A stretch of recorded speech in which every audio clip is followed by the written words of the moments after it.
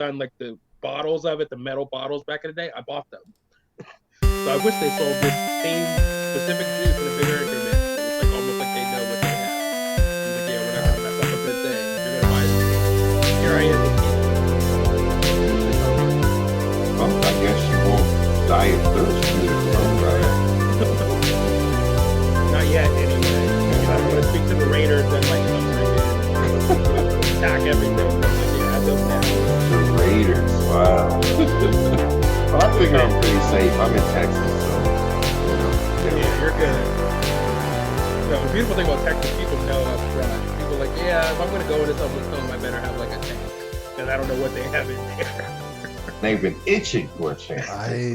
So Keith really did dip out. Like I minimized the Zoom screen, and we're live, and I played the music and everything.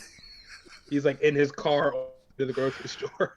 I don't know where he's at. I'm going to play the music again because I haven't actually switched over to our video feed. So this will be funny. Do we play MMOs anymore? What do you mean? MMOs. Spend our time in MMOs. We need to like this all the time, right? We have time for MMOs. Our support I mean, I honestly think the better shorthand is these service-based games in general. Like the big games now are kind of designed. Like everything is kind of like they only can accommodate the people who are playing every day. There's going to be millions of people with all these games who don't have time to do that, and they love those audiences. But if you can't accommodate those audiences, so like GTA Online or like all the games I have, it's like they're adding stuff all the time. It's like, yeah, everything is an MMO and function, and only so much money I have to spend on subscription services. For fuck's sake.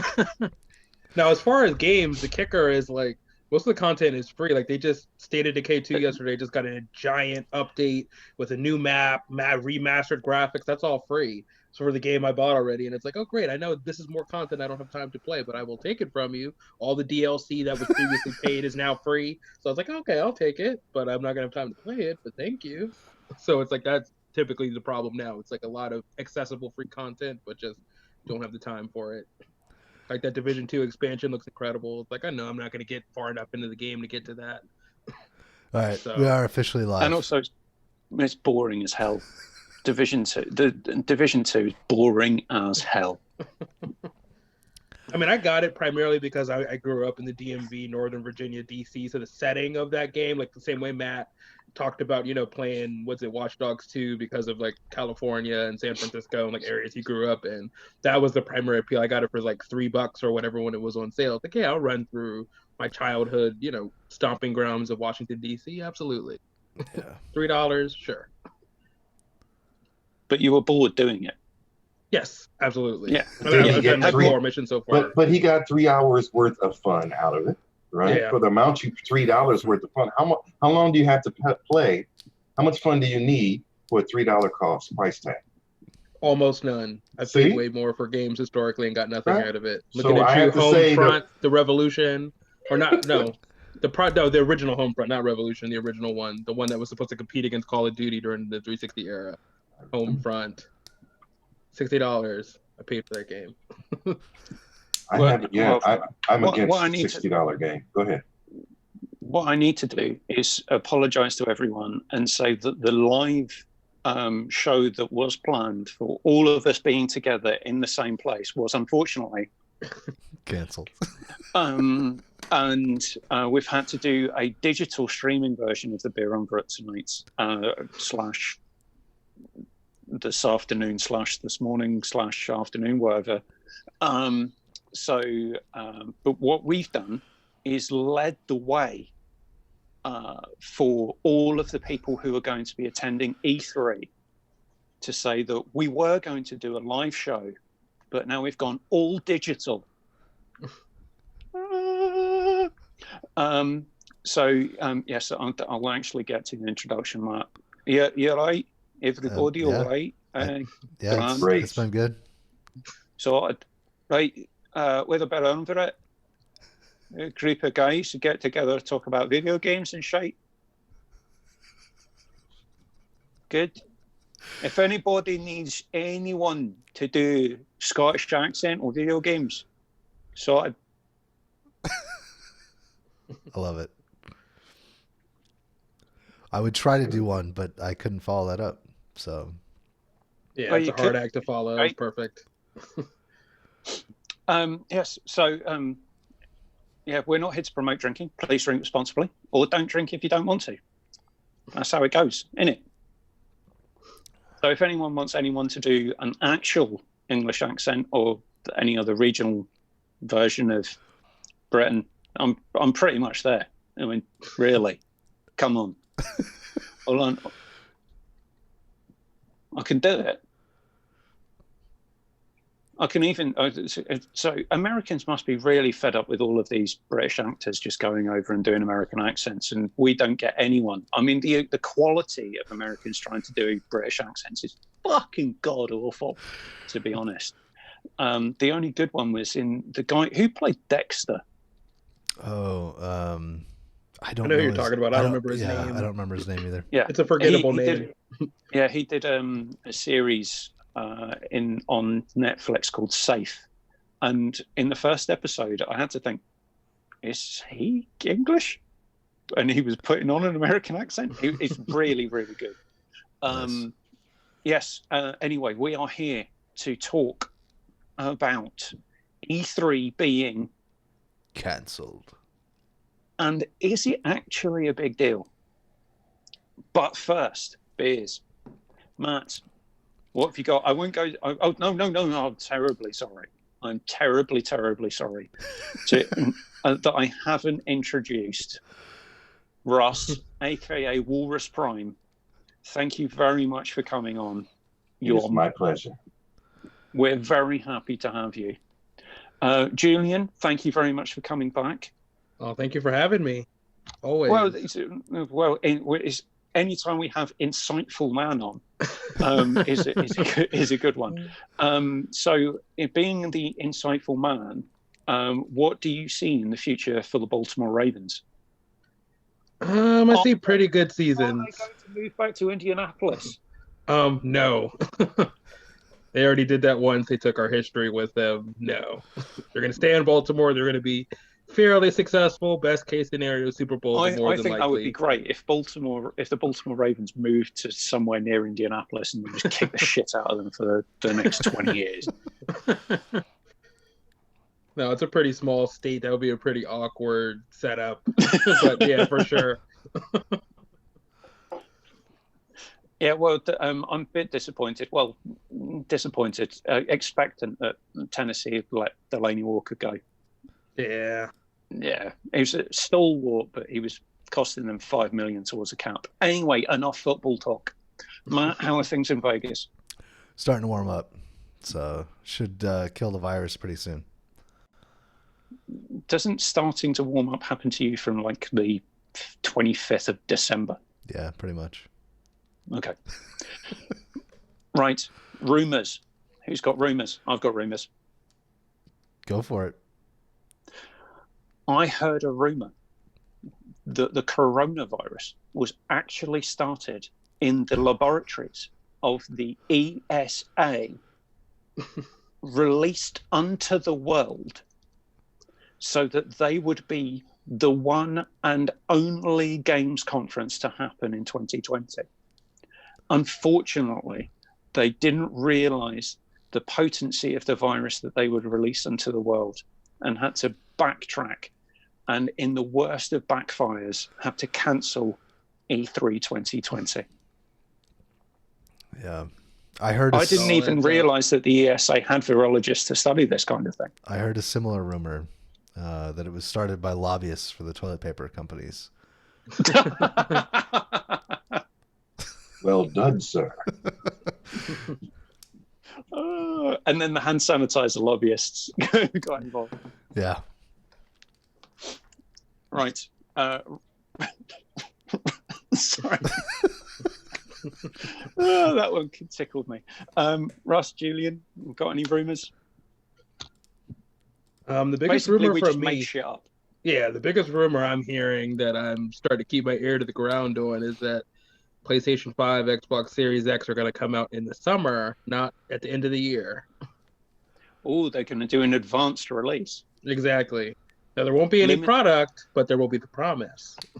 You pay us $600, we see what happens in February 2021. Well, a price would actually be nice because they haven't given us prices yet.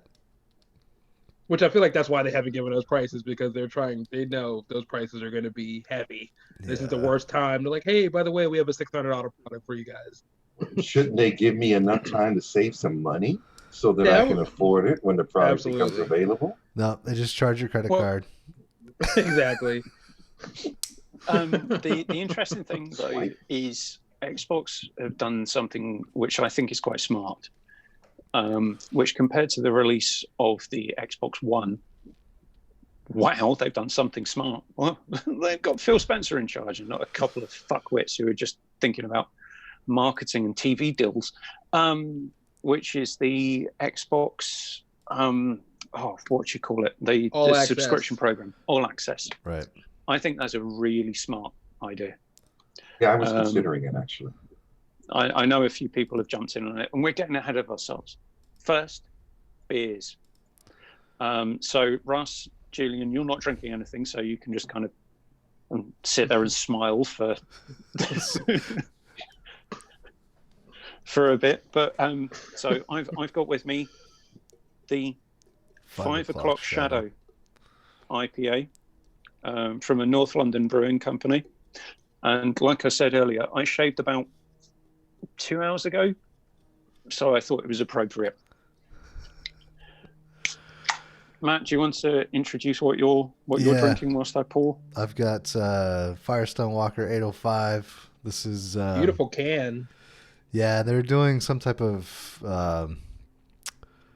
Babes Right Out. That's sexist. It's a some type of marketing deal. I guess Babes Right Out is a label. I don't know if it's clothing or what it is, but yeah, Firestone Walker 805. It's a pretty typical lager. It is only 4.6%, I believe, or 4.7. So that's probably a good one to start for lunchtime. Yeah, since it is noon, I figured I'd go with the easy drinking light alcohol beer. Oh, come on, man. You're not doing the apocalypse right, man. You got to start strong. Come on. It's the apocalypse out there. And you need to be ready to take out the virus, man. You need that. Your breath alone should be able to take out the virus. That's for later on tonight, but yeah. So this looks slightly more golden in real life than it does actually on the camera. I can't hold it up to love. Looks pretty golden when it's not when it's actually there, not invisible. Yeah. It's not like what Evan's been drinking that actually fluoresces. So it's quite strong. It's what Evan would describe as a session beer, 7% ABV. Oh yeah, you knock 6 of those back easy. It's not the alcoholic podcast, is it? It's not the only thing that we do. Right. It's just our shtick. This would go really nice with food, actually. It's got kind of a malty kick that would go really nice with cheese. I was going to say, you did a wine tasting style. It's got legs. Yeah. It's hoppy, but not over hopped, because I don't really like drinking potpourri, as Matt already knows. Right. Which quite a lot of American breweries get into making things over hopped because they just want stuff to taste strong. No, I really like that. Yeah, 5 o'clock Shadow American style IPA. Nice. I'm not really sure how to. The Weird Beard Brewing Company. Oh, that's cool. Weird Beard. I like the name. Right. Beard. Yeah, I'm not really sure how to describe 805. It's just a typical lager. All right, moving on. E3 has been cancelled. Now, before we get into whether or not we think that this is the final death nail in the coffin of E3, or whether or not we think that there is a heartbeat still there that could be resuscitated. What do we think about the announcement? Because the announcement technically wasn't made by the ESA. The announcement was made by Devolver Digital via tweet. All-time tweet. All-time. Cancel your flights. I feel what does that say about the ESA's handling of anything since this is just off the back of last year? You're expecting too much. They're all at home sick. Yeah. No one's in the office minding the store. So I don't believe that they're at home sick at all. I believe they're there in their ivory fucking tower. Same thing. Thinking that they know what's best. One thing that I'm hugely disappointed for Michael Pachter. I mean, his party this year is going to be via Skype or Zoom or so whatever money he would have spent on the venue, he's now got to spend on postage for all of the alcohol to all of these people, so that they can dial into the web chat and all get sloshed at home. I think it's par for the course that Devolver Digital was the one that sort of tipped the ESA's hat, because Devolver Digital has been carrying E3 for the last 2 years since everybody else seems to be dropping out already. Sick burn. Yeah. I think their press conferences have been the most interesting, taken E3 the most seriously. Well, it probably has, actually. So so we've got prior to this year, we've had EA's pulled out. Now people talk about EA being at E3. They're not. They do their event, EA Play. Yeah. right. The day before E3 starts. Right. And it runs for the day after. So it runs into E3, but it's away from E3 and separate to. Microsoft have split from E3, and they do their own thing across the road. Yeah. But they just do it at the same time that E3 happens to be happening. But it is technically a separate event. Sony pulled out. Nintendo haven't been an attendee at E3 for a long time. In terms of doing a press conference, if they've had a presence, they've done booths and things. I know because what I do is go into my astral form and then fly to LA to see what's going on. And just hope that no one buries me 6 feet under when I come back to my body.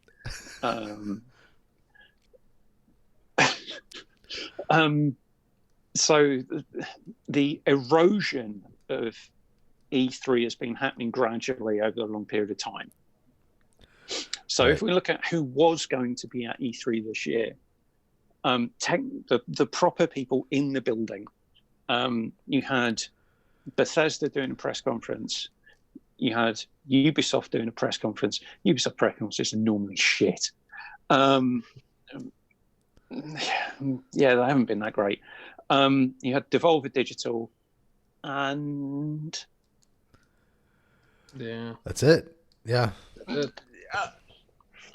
So for E3 technically to have gone from a point of we're going to have more space for open areas, for seating, for people to do live streaming, well, you had to, because there was no fucking content. Right. Yeah. There was nothing to fill the space. You had to have more space for people to do stuff because there was nothing else to fill it with. Yeah. Yeah, I feel as though this has been the biggest kick up the arse that the ESA could have possibly gotten. I agree. Either that, or it's thank God there was a worldwide crisis that we can just cancel this and everybody will understand. I mean, I'm willing to bet. I'm like sure that. they don't feel that way because I'm sure, like with the, like back to the original question, with Devolver Digital actually being the one to kind of like plot twist, this whole thing is actually canceled. I'm willing to bet it happened that way because I'm sure until the final hour, the ESA was like, no, we're gonna. This is our money making event. We're gonna find some way to make this happen, make this work. And then once the cat's out of the bag, it's like, okay, all these sports leagues are canceling. Devolver Digital kind of just ousted us, so I guess we're canceling. But I'm Right. sure that was a debate until the final hour for them, which again kind of speaks to where it's at. I'm highly concerned about the level of either ignorance or arrogance at the ESA, and this is I'm on a different continent in a totally different time zone with no knowledge of this whatsoever. So this is total conjecture on my part, but I don't know, with the rumors of how expensive it is to go to E3, was there an element of actually we need to recoup our costs a little bit here with all of these people pulling out? If we even could put this on, virus permitting, we are going to lose out potentially so much money, and we need to kind of leverage some more from the people who might actually attend. And this is why you got potentially Devolver Digital basically say, Right. Jeff Keighley as well. That's pretty much what he intimated, that what they planned was so bad that he decided to pull out. Yeah, and I was listening to the Podquisition when I was working yesterday, and someone said something which I thought was quite interesting, which is the people who are going to suffer from this are independent developers who pay for a small booth in the indie area at E3 and somehow get a major publisher to take interest in them. And they get blown up for whatever reason. And it's happened in the past. And now there isn't an opportunity for those people to have that. And because there's the knock-on effect then of there's no PAX, there's no GDC. These indie developers who would have had that opportunity to get mainstream eyeballs on their game that they're making is now lost. And they're going to have to potentially wait an entire calendar year for that opportunity again. It makes absolutely no difference whatsoever for Sony. And there was someone asked the question, so what would Sony's excuse for not doing a digital event during the time of E3 now be? Was it because they don't have to? Exactly. Yeah. It doesn't move them forward in any way, so it's just to keep them in people's conversation, right? But if they don't have anything to reveal, wouldn't that be worse?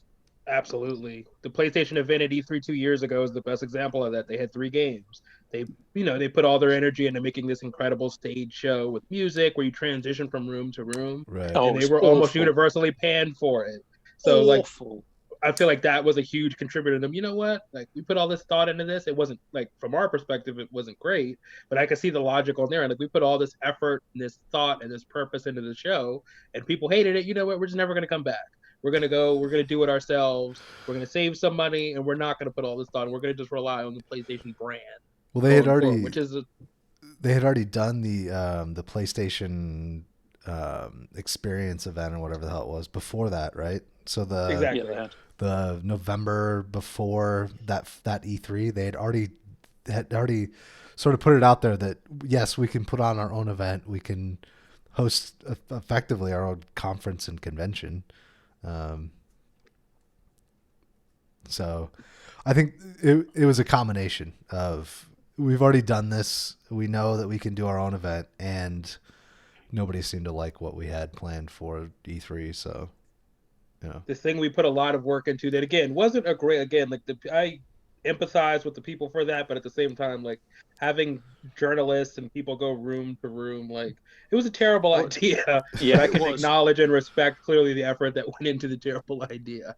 But they had a guy playing guitar and it was Last of Us themed. What the fuck is wrong with you? But here's the question. are deals getting made at E3, or were deals getting made at E3 that we're not party to, that now can no longer, are not likely to happen because we don't have those common. I don't know enough about E3, so absolutely yes. It's a huge yeah. I mean, it's a challenging thing because it's invisible. Like for like consumers and for the world, we focus on the press conferences and new releases and the announcement. But there's this whole, and this is why E3 was created, because originally it was a trade show for retailers to come and like in the 90s and early 2000s and figure out what games were they going to, order and how much of it they were going to order. So it was always started as a negotiation event between GameStop and Best Buy, Target, all the different retailers in the games industry. That's what it was created to do. And over time, it became a front-facing consumer show where it's like, we're going to have big announcements, we're going to have reveals. But there's always been this element that's existed up and even now, where there's this invisible aspect behind the scenes where studios are negotiating. Like Titanfall was very likely the original Titanfall that was exclusive to Xbox One. That was very likely negotiated at E3. Most of those big kind of negotiations happen. So following that line, how does the loss or the absence of the E3 affect the common gamer in a way that we can see? Or do we just see less games? Less games. No, I don't. Less games. I don't believe that at all. I don't think so. Right. Okay. Going back to my point about is this now the biggest kick up the arse that the ESA has had in a while? Yes, it absolutely is, and I think that they need to realise what that event is there to do, and that event is there to do exactly what Julian was saying, which is bring people from the retail and commercial side together with game developers and make those links.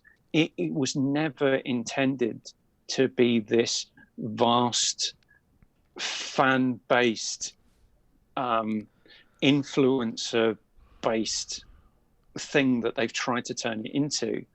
And ultimately, I think that they need to realize that experiment has failed somewhat. I can see where you're going. I still think that there were deals going down, like you mentioned Michael Pachter's party, like the people not going to events like that off of the show floor and having a reason to even be in LA to begin with. That's not happening, right? Like Kingdom Hearts is famously a Disney exec and Square getting drunk in Japan, like that. They got trashed and that game happened, like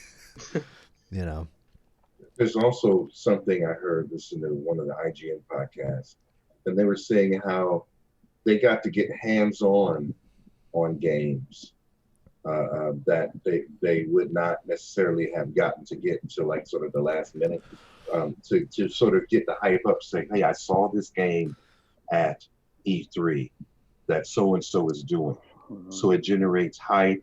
Getting the journalists to see these vendors and everything that's there does sort of generate hype out into the ether. And the absence of that means there might be some amazing games that we either may not see or may not see until who knows when, because these people can't get the screen time and the face time, and maybe they can't keep their studio open long enough. I don't know. Just sort of spitballing. I have a basic problem with hype culture anyway. But I do think on one level, though, unfortunately, for better or worse, for a lot of games, it is kind of a requirement. You have to have some level. So, like, even for an indie game, an easy example is what's the indie game that came out last year that the reviewer from IGN plagiarized the review for? Name is eluding me, the platformer. Not Celeste, it's the other one. I can picture Dead Cells. Yeah, Dead Cells was a game that had a lot of hype from press from E3 and all the different trade shows, Gamescom and PAX. That's a game that had been building up hype, and it was also in early access. So that game built up a lot of goodwill, a lot of conversation long before it actually came out. So once it came out, it did very well out of the gate, sold incredibly well. A lot of that came off, that's an indie game. So that's an example of like that game off the back of it generating goodwill, good experiences for people, and thus hype. It was able to do really well out of the gate. So it like hype is almost a requirement. There's lots of games that can do different levels of success without it, but you need some form of buzz to really get in the face, particularly of people who are not core gamers, who watch podcasts, who are going to be watching reviews and keeping up with new releases. You need that stuff to get in front of those people's faces when you see people talking about it. So it's like, there's lots of games that I wouldn't consider great by any means, but they had any kind of, like Friday the 13th when that came out. There was a lot of talk about that game when it was coming out. And it wasn't a highly reviewed game. It was far from polished, but that doesn't matter. It's about getting it in front of people's faces, and hype is normally required. Some level of hype is normally required to do that, but it's hard to come by. There's way more games than anyone can play. So it's like, it's never going to work out in every case, but it's like, if you can get any of it, it's necessary. So thinking about who does this harm? Nintendo doesn't harm them at all. No. Sony, yeah, Brian, Matt's dog's agreeing with me. Unless I mention Nintendo and it's a trigger word. Switch? Where? So it doesn't harm Nintendo at all. Doesn't really hurt Microsoft at all. No. Doesn't really hurt EA at all. EA and Microsoft might now be scrabbling to think all of the stuff that we would have done physically live in LA, we now have to do digitally, but which is not going to have the same energy, which that's the only way it really affects, particularly Microsoft, because they're in the year of a new console coming out. Is I could tell, like from the very beginning, Phil Spencer, when you look at the things he said, they were very clearly planning on using the buzz around E3 and the energy of an in-room audience to help uplift that console. This is the Xbox Series X, and they were going to use the energy of the room to help uplift that box come June. So now it's going to be a totally different energy, a totally different vibe when you're doing this pre-recorded thing on the Microsoft campus. Like, hey, here's the new box. It's $500-$600. Check it out. Do you want 12 the people? 12.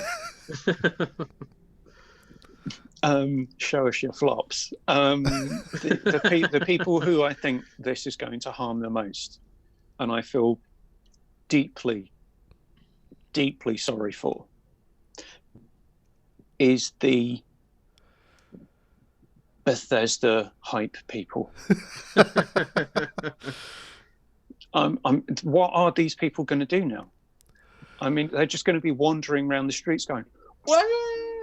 No, what they're gonna do now is they're gonna cheer for Bethesda games that they have never actually played at home. Instead of cheering for Wolf Among Us 2 in the audience and Dishonored 2 in the audience, games which I'm willing to wager they did not play, they will now do that cheering from home.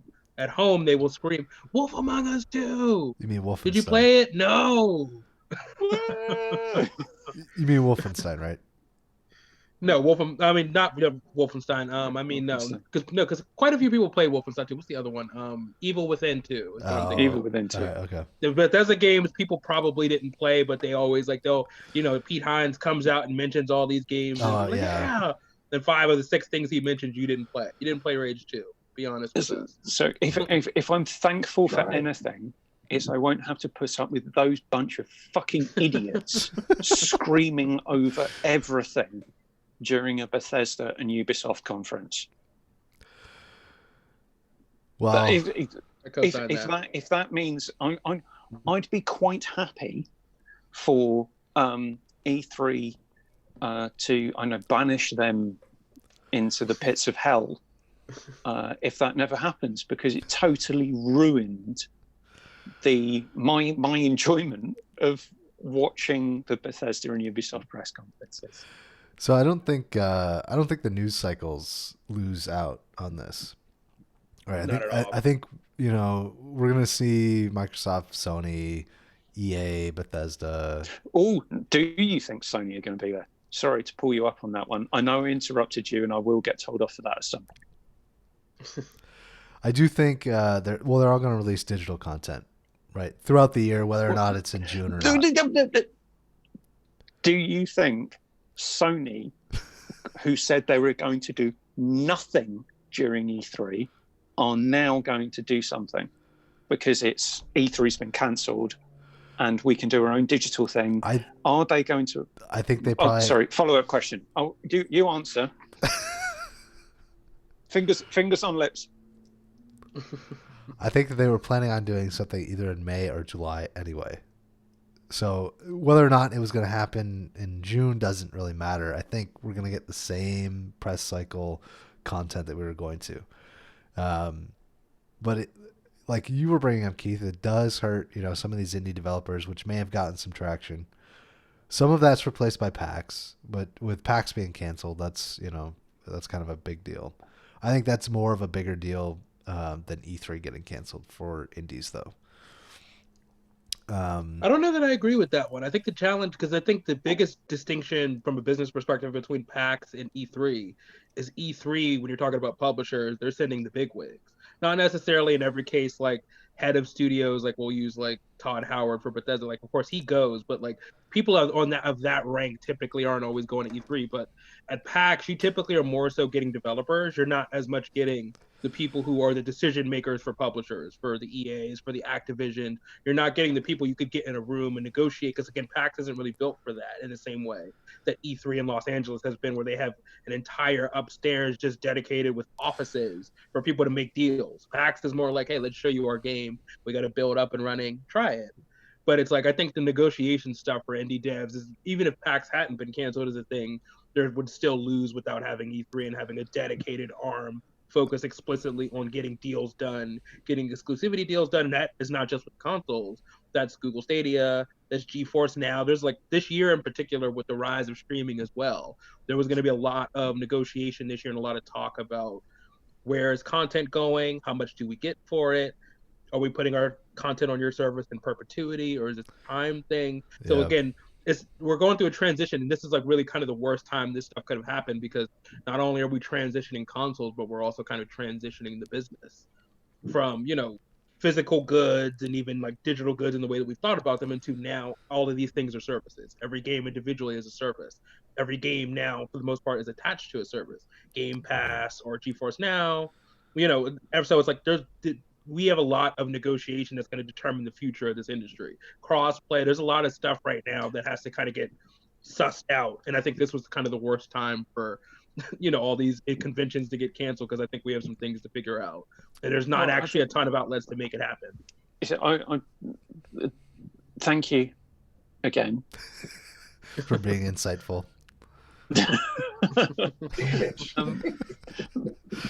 But before I come back with comment, I've realised that Ross has been quite quiet. Ross... no, I jump in where I see to jump in, but some insightfulness was happening, so I feel like I should support and let that happen and not interfere with it. So to ask you a specific question, being part of the PC Master Race, how upset are you that the AMD PC show can't happen now? There was an AMD PC show? Exactly. I was about to say the same thing. I'm the PC Master. Every game, I'm going to ultimately get every game. I'm going to get it way cheaper than any console, right?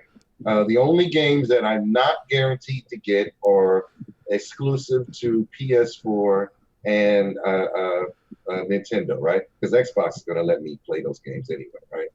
On PC.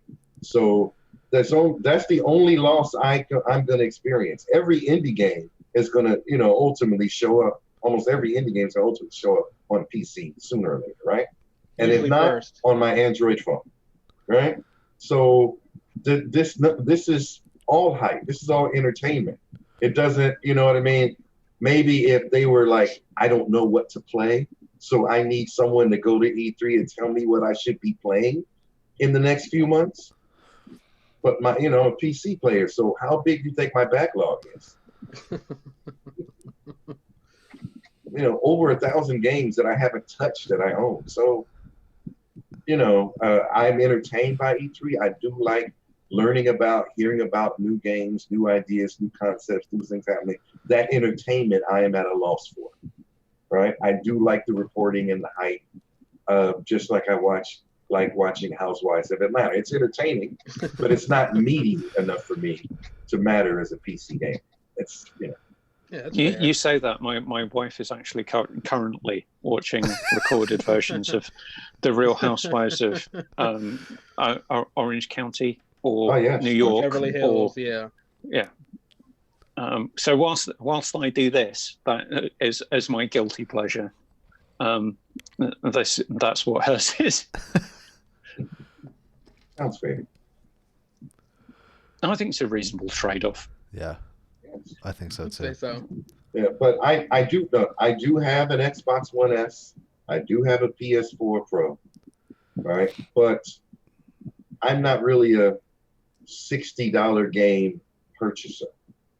Right, I'm generally going to wait until the prices come down because I'm mostly, because being PC centric, very much a single player type of person. So if Horizon Zero Dawn 2 is out for 3 to 4 months before I can play it or whatever, then that's fine. Because by then Horizon Zero Dawn 1 will have already been on PC and I can play it, that then while I wait. And this is one of the things, how having played Horizon Zero Dawn and having loved that game, it is brilliant. I agree. I do not understand one iota why anyone would be so exercised. Here it comes. From just being a purist, as it, no, you're not allowed to have this on any other platform than the one that I played it. What the fuck is wrong with you? Look, I've given my all. I have bowed down to the gods of PlayStation, and I have forsaken all others. I have forsaken all others in thy name, so that you will continue to bestow upon me the unique games that I can only get here. And here you have shared this game with the blasphemers, with the people who were going to hell anyway. You have shared our goodness with the unwashed masses. How dare you? But equally, then you've got the PC Master Race on the other side. So thank you for the gods of 120 frames per second. Yes. Yeah. Yes. Right. Okay. Back on topic, people.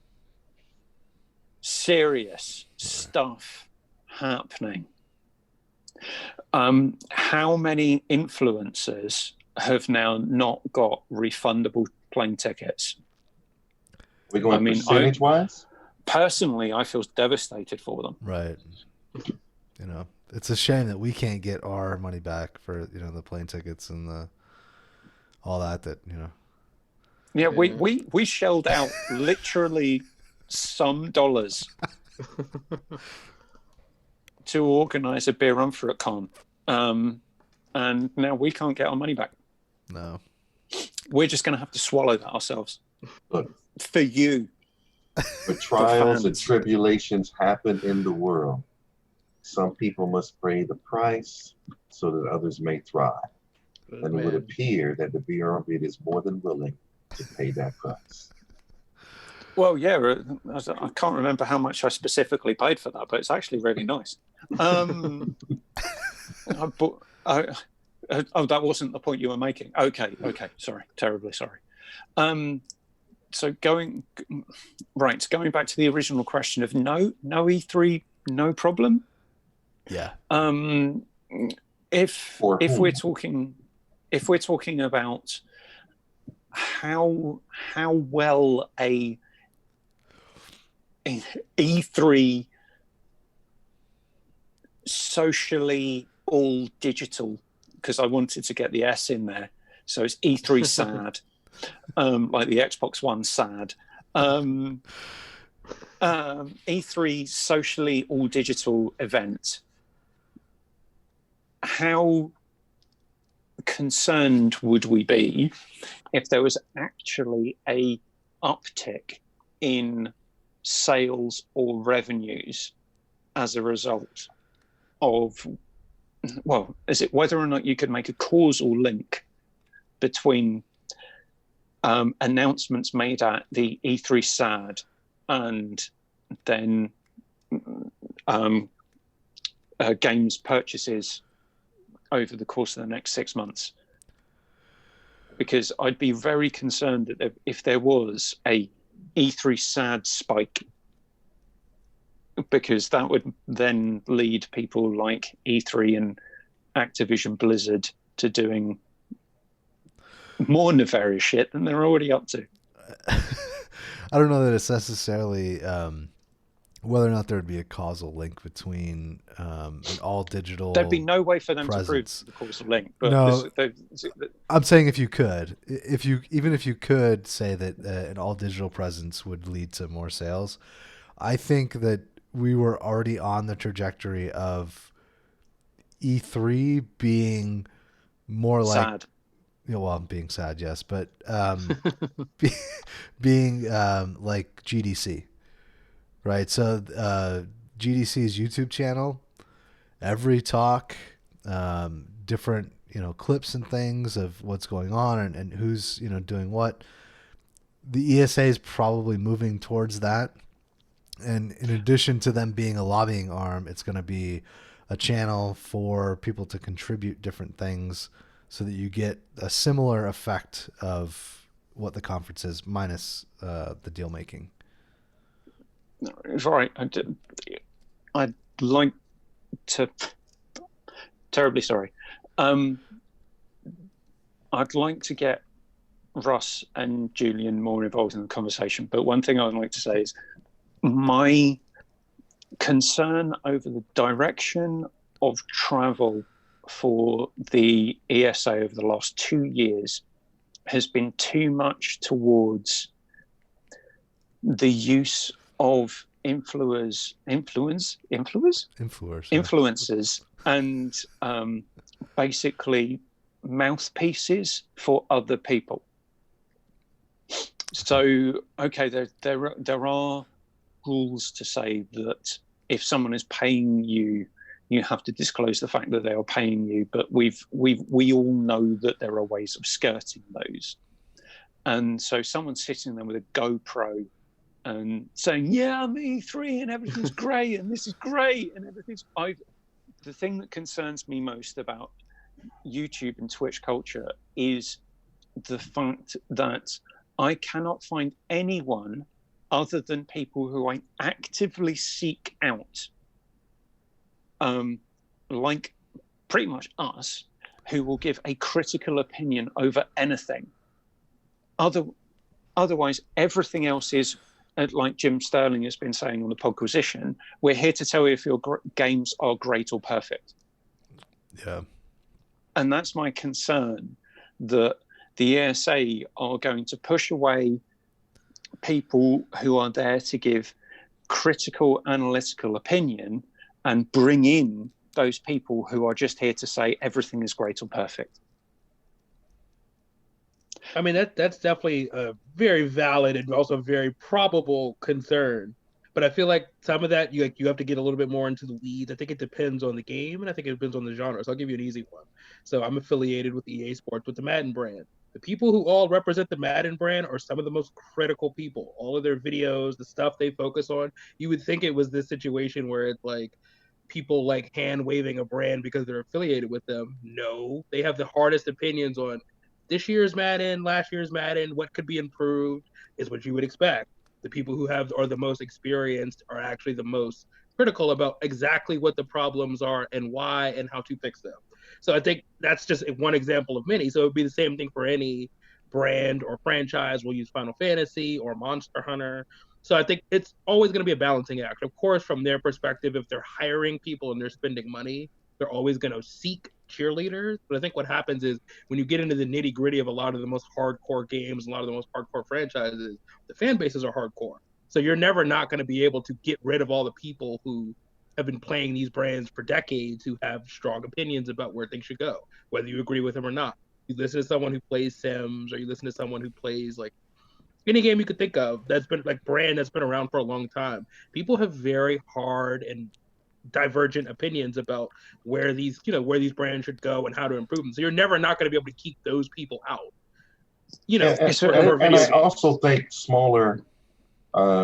Rush just talked over me. Oh, I apologize. Was I not holding the talking stick? Please continue.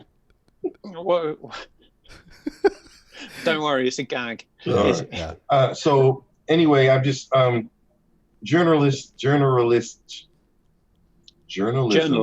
journalism integrity aside, smaller houses of people smaller podcasts like this group, I've always had the ability to pivot. If they change how you get in, we find another way to get in. I don't think they can stop anyone from actually getting in and talking about and saying what's really there. Now, are they going to televise it on their particular screen? Well, we're not on their screen now.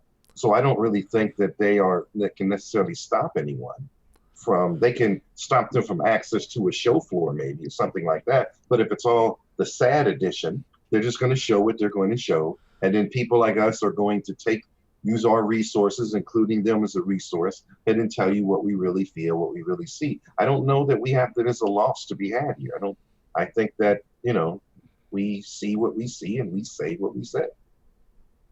Yeah. Right? And there's always somebody who's an insider who's going to let us in and help us out and get what we need to get. There's always somebody who's going to leak something.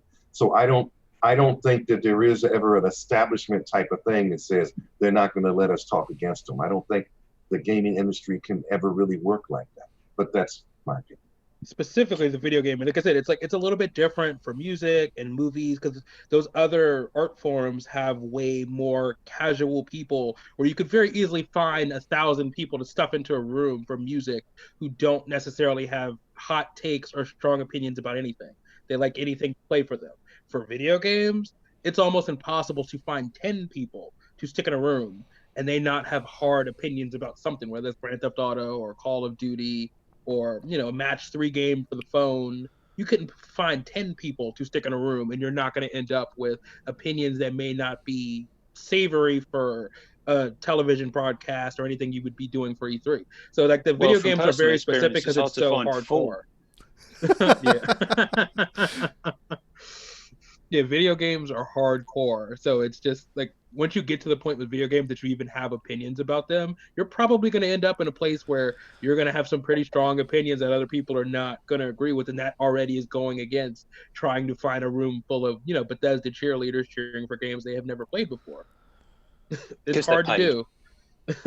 And then people cheering for Final Fantasy VII, even though they've not played the demo. Watch the last episode. That's all I can say.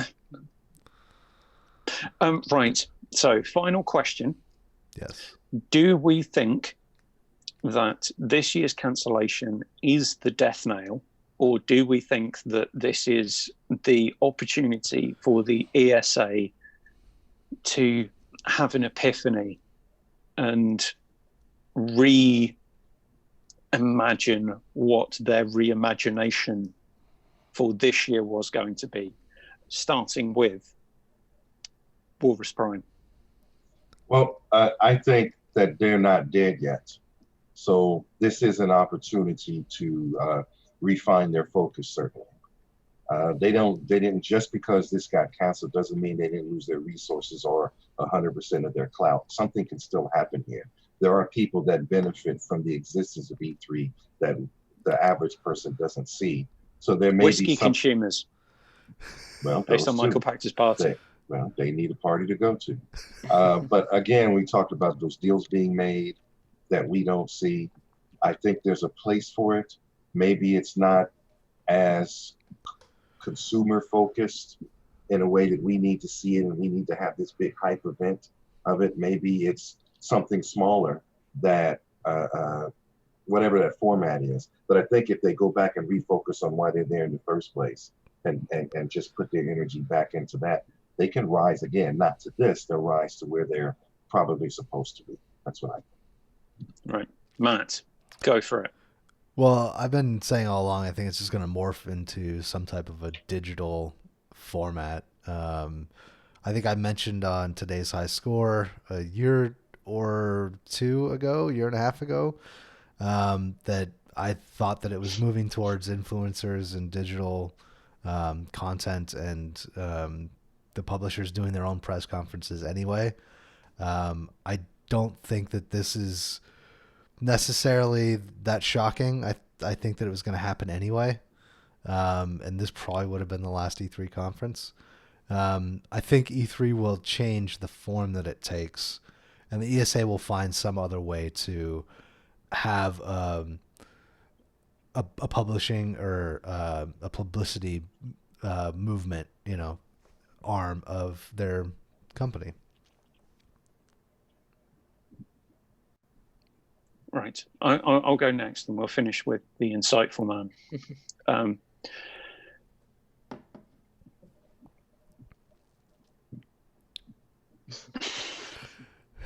I don't know. I don't really know how I feel about this. And the thing that concerns me is I would have wanted to have seen the potential train wreck that this E3 could have been, to have then made an opinion. So this is why I think this is the potential for, and lots of people have spoken about it. We're just the procession of idiots talking about what's happened at E3. We're just four blokes who know each other, who talk about shit sometimes on the internet. More learned people, other than Julian, obviously, talk about these things, and people who actually get paid to have particular opinions about the video games industry have gone through this issue. But the thing for me is my abject concern was, what the hell would have E3 looked like this year if it had gone ahead? Yeah. And can you sidestep yourselves in order to do something next year that isn't going to make people like us and other people in games industry journalism who feel the same way as us feel that same way again? Julie. Does E3 need to be televised, by the way? Can it just happen? Is your name Julian? Sometimes on alternate every Saturdays. other Tuesday. Yeah. No, go ahead. So the thing I would say is, I think especially next year's E3 is going to be incredibly fascinating, because I honestly think next year, Keith, I think you're going to get to see what you wanted. I think next year's show is going to be a train wreck, in large part because I think the ESA is going to just presume they didn't have a show this year, and that everybody that was scheduled to be a part of it this year will just come back next year. Next year, I'm willing to wager there's going to be quite a few studios who are going to have now having experienced the year without having to pay millions of dollars for booth space, without having to pay millions of dollars to send their whole development team, their production team, and their corporate teams, fly them all out to Los Angeles. Now experiencing a year without spending the tens of millions of dollars, a lot of teams are going to look honestly next year about, do we even need to do this anymore? Now, I think in the long run, I think E3 will be fine. I agree with what all these guys said. I think in the future they will find a way to kind of create more of a catalyst where it's like a mix between a digital show and where you still have some kind of spectacle of press conferences and events. But I feel like it would be something a lot closer, really kind of like what Jeff Keighley had been doing the last couple of years with the arena, the Coliseum or whatever. I think stuff like that, more fan-focused events, more spectacle-driven things, I think is going to be the future of the show. And I think that will remain in the long term, but I think next year is going to be hard for them in particular, because I think what's going to ultimately require it to get to a place where it can be the show of the future, they're going to have to go negotiate with studios. They've kind of relied on this point on precedent. Well, everybody comes to E3. Everybody pays millions of dollars for booth space. This is just how it's done. And that's kind of how it drives the world, is precedent. So now that the precedent is changing because of, this unique situation with the coronavirus, I think it's going to open the door to them to doing what they need to do, which is, okay, we got to go talk to Microsoft and Sony and all these companies, Square Enix and EA and Activision. We're going to have to negotiate with them. So, okay, we're going to cut your booth space in half. We're going to sweeten the pot for you because that's what it takes. Up to this point, they haven't had to do that. They've been able to rely on precedent, and then one by one, Nintendo leaves, EA leaves, Activision leaves, everybody's kind of doing their own thing. So it's like, I think it will get to where the place it needs to be, but I think it's going to be a process. And I think next year is going to be the rude awakening for them, because they're going to expect everybody to just come back to the table, and I'm willing to wager they're not going to. There's only so much you can run on Bethesda woo people. Woo! Right, Russ. So before you sign us out as being Wallruss Prime, with the coolest name on the show ever, Just thought I'd let you know that there's a bit of a thing.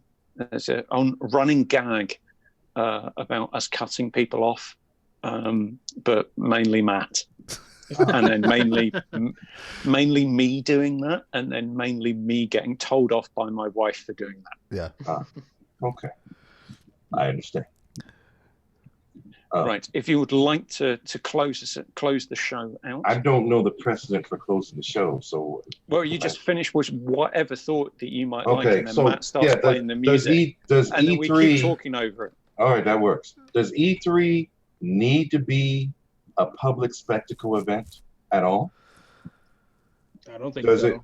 it? Can it just be a closed door, big room or big series of booths where people go in, see the things they need to see, deals are made, and then let the people that speak on these things come back and tell us what they got out of it? Do we really need to have this big simulcast thing? Is that necessary? Well, what happens with all the woo people?